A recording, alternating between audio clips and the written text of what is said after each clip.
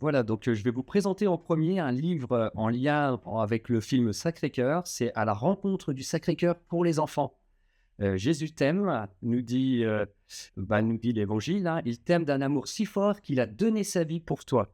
Alors, et c'est ce cœur brûlant que tu vas découvrir dans ce livre. Tout au long de ce livre, tu vas faire une belle rencontre si tu es un enfant volontaire qui a envie de découvrir à travers des idées de ça, une rencontre avec Jésus qui va changer ta vie.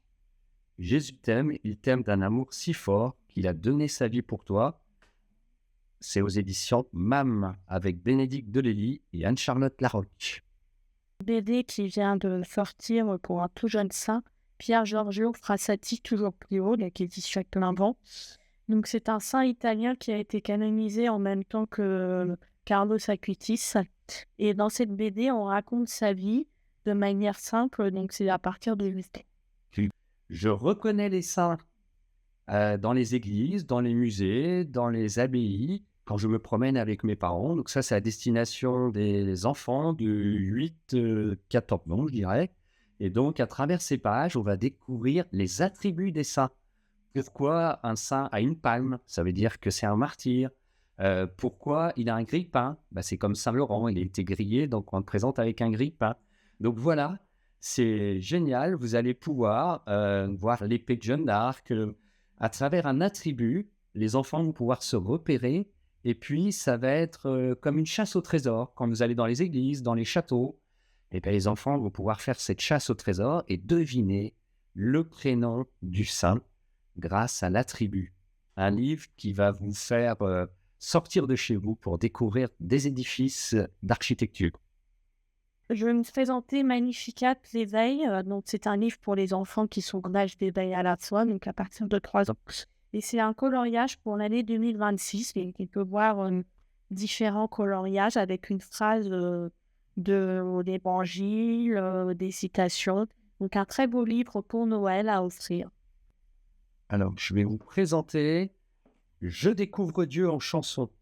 Et oui, les enfants, pour l'éveil à la foi, ont parfois besoin de musique, parce que la musique, ça ouvre l'esprit et surtout, ça ouvre le cœur. Donc, dans ce livre, au niveau des pages, l'enfant qui est tout petit, c'est un livre cartonné pour les maternelles, il va ouvrir la page, il va pouvoir appuyer sur la petite chanson. Et voilà, il va écouter la petite chanson tout en regardant les images et se laisser emporter dans une découverte de Dieu, de la création, de la beauté de la création et de la joie aussi d'être chrétien. Un livre à offrir pour cette période de la Toussaint et de Noël. Je découvre Dieu en chanson chez MAM. Toujours pour la sous Toussaint, le livre des Amis de Dieu. Donc c'est aux éditions Monte Cristo et c'est un livre qui présente avec 365 pensées chaque jour un personnage ou une personne de la vie religieuse. Une caractéristique. Donc c'est plutôt pour un public adulte, ce livre-ci. Alors, la nouveauté pour la rentrée, le livre qui vient de sortir, il était très attendu. C'est celui du pape Léon XIV, Je t'ai aimé, d'Élixité. Donc, en fait, un livre exceptionnel. Pourquoi? Parce que là, on est au cœur de l'Évangile. À travers cette exhortation apostolique qui est parue aux éditions Bayard, Marne, Cerf, et ben là, le pape nous dit la chose suivante. Qu'est-ce qu'un pauvre? Et il répond dans ce livre à la question qu'est-ce qu'un pauvre? Et le pauvre n'est peut-être pas toujours celui qu'on croit. Et deuxièmement, il nous dit qu'est-ce qui est essentiel pour le salut des âmes? Le salut, pour le salut des âmes, pour rejoindre cette vie éternelle qui nous est promise par Jésus, et ben c'est tout simplement la charité. C'est la charité, l'attention aux pauvres qui nous conduit vers ce festin des noces éternelles.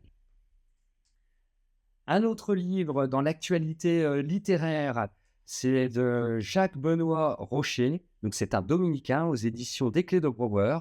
Et là, il va s'intéresser à ce qu'on peut voir aujourd'hui, dans le monde d'aujourd'hui, l'intelligence artificielle, l'écran, les images. Les jeunes et les moins jeunes sont très attirés aujourd'hui par l'image et les réseaux sociaux.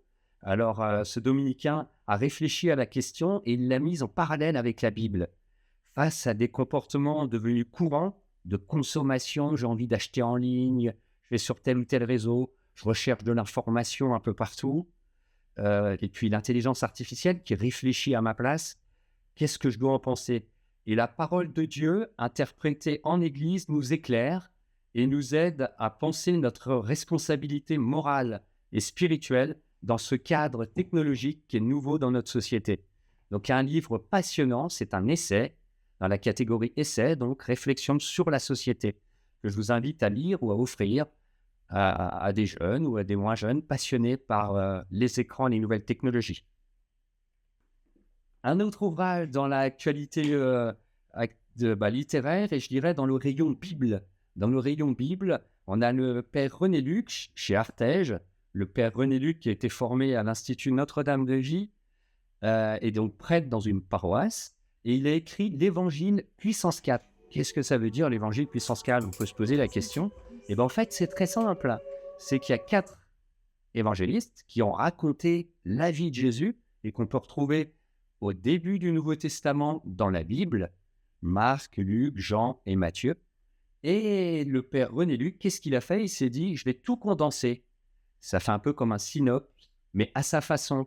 Il a donc raconté la vie de Jésus avec les 4 évangélistes, et on peut avoir comme ça, à la suite, une très belle histoire. Mais il ne se contente pas de raconter la vie de Jésus, il met en plus des petites notes personnelles. Par exemple, au moment du jugement de Jésus, et donc, il parle des mains et Pilate qui se lave les mains. Et il nous explique tout simplement, les mains symbolisent le pouvoir. Saint Jérôme distingue 2 mains, celle de l'humilité et celle de l'orgueil.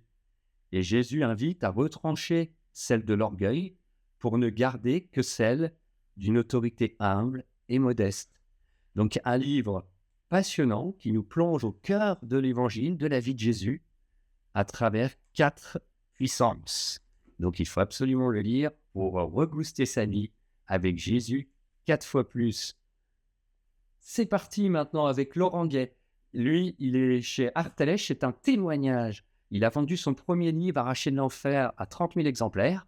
Pourquoi? Parce qu'il était absorbé par le monde de la drogue et sa vie n'était plus présente, il était dans les ténèbres, il s'enfonçait, mais il a fait une rencontre merveilleuse avec Jésus et sa vie a été transformée.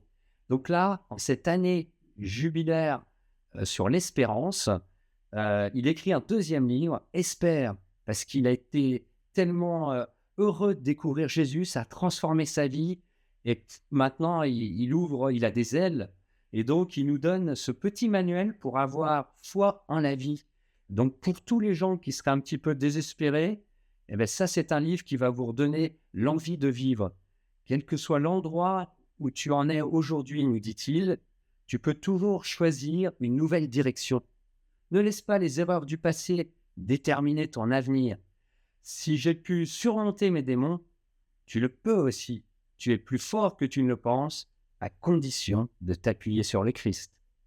Un livre à mettre entre toutes les mains. Un petit clin d'yeux au curé d'Ars. Pourquoi? Parce qu'on a des jeunes cet été, notamment Romilly, qui sont partis en vélo, je crois, ils sont passés par Ars. Et on a eu beaucoup de témoignages de jeunes qui m'ont dit on est très heureux d'avoir découvert Ars et le Saint-Curé. Alors, j'ai choisi Pensée du curé d'Ars, qui est un classique qui a été réimprimé chez Ephata en poche. Et je trouve que c'est une bonne façon aussi de repenser à sa vie à travers les pensées du Saint-Curé. 2 messages qu'il nous livre. Il avait demandé à un garçon sur la route où est le chemin d'Ars quand il est arrivé, et il lui a dit, tu m'as indiqué le chemin d'Ars, moi je vais t'indiquer le chemin du ciel, le chemin du Christ. Et ça a changé la vie du petit garçon, et c'est une invitation à travers ce livre à changer de vie. Et puis bien sûr il y a nos 3 oblats de Saint-François de Sales qui ont été ordonnés prêtres, et donc on peut penser au curé d'Ars aussi pour eux, pour les oblats de Saint-François qui ont été ordonnés prêtres à la cathédrale par notre évêque, Monseigneur Alexandre Joly. Et donc le curé d'Ars, il disait toujours il est là, mais qui? bah, c'est Jésus qui est là sur l'autel, c'est Jésus qui est là dans le tabernacle près de la petite lampe rouge. Et c'est lui qui éclaire votre vie. Alors, dans vos ténèbres, si vous êtes dans les ténèbres, si vous voulez suivre la lumière, lisez Le curé d'Ars, ses pensées aux éditions Ephata. Voilà, donc je vais vous présenter un livre d'actualité qui concerne la région Grand Est, puisqu'il s'agit du portrait de Léon Harmel. Léon Harmel, donc c'est un livre qui a été écrit par Émeric Socot Harmel, parce que c'est quelqu'un de sa famille, et donc il a souhaité inscrire dans ce livre, aux éditions Salvator, sa vie. Alors, qui est Léon Harmel? Peu de gens le connaissent dans l'Aube, c'est l'occasion justement de le présenter. Donc, il a travaillé beaucoup dans le domaine social. Il s'est beaucoup intéressé en fait aux histoires économiques, politiques, à la vie des entreprises, à la vie des syndicats. Et il a cherché, à travers la théologie et la Bible, à mettre en cohérence dans la vie quotidienne sa foi, c'est-à-dire comment vivre en chrétien dans le monde de l'entreprise, dans le monde de l'association, dans le monde en général, politique, associatif, syndical. Et donc, on cite bien souvent un des aspects de la vie de ce grand industriel, c'est-à-dire qu'on le cite souvent qu'il était à l'initiative, l'un des pionniers de la doctrine sociale de l'Église, et c'est à juste titre. Il est aussi l'initiateur des allocations familiales, et ça a été un modèle de patron social, c'est-à-dire qui aimait ses salariés, qui aimait ses clients, ses fournisseurs, et il cherchait à établir des relations justes et à travailler pour le bien commun. Le bien commun, quand on est chrétien, c'est important de penser à toute la chaîne dans la vie de l'industrie et de l'entreprise en général, qu'elle soit commerciale ou de service aussi. Alors, toutes les pensées, les actions de Léon Harmel trouvent leur source dans sa relation personnelle à Dieu. Et sa vie publique et sa vie privée s'unifient en fait autour du message du Christ. Et il a eu donc une approche innovante dans les années, puisqu'il est né en 1829, il est mort en 1915. Donc, à son époque, il a eu une approche innovante. Et toute sa pensée, on la retrouve un petit peu aussi, elle s'inscrit dans la lignée de l'encyclique Rerum Novarum de Léon XIII, dont il est proche. Et donc, comme l'écrit l'historien Pierre Pierrat, Léon Harmel est une figure de proue dont l'immense modestie a empêché l'histoire de lui rendre l'hommage mérité. Et donc, ce livre chez Salvator, c'est un petit peu pour rétablir la situation et lui rendre, je dirais, tout ce qu'il a pu apporter dans le domaine social pour notre société. Donc, un livre à lire et à offrir à Noël, Léon Harmel. Donc, Joseph Chalier nous présente Joyeux Miracle, donc un livre à offrir en fin d'année. Il s'agit de 84 histoires véridiques pour stimuler notre foi. Et donc, avec humour, avec joie, l'auteur nous invite à poursuivre l'Évangile. Le Christ nous a écrit dans l'Évangile, en quelque sorte, un mode d'emploi pour aimer. Il s'est offert pour nous sur la croix et ses disciples sont partis après évangéliser. Et dans ce livre, on va pouvoir poursuivre l'Évangile et mettre en acte cet Évangile en la vivant à notre tour pour transmettre ce témoin à d'autres. Donc, un livre plein de peps à offrir. Joyeux Miracle, 84 histoires véridiques pour nous inviter à en écrire d'autres nous-mêmes.